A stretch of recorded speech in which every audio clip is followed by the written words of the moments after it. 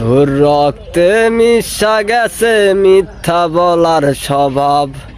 কোন দোষেতে সাইরা গেলি দিবি কি তার জবাব?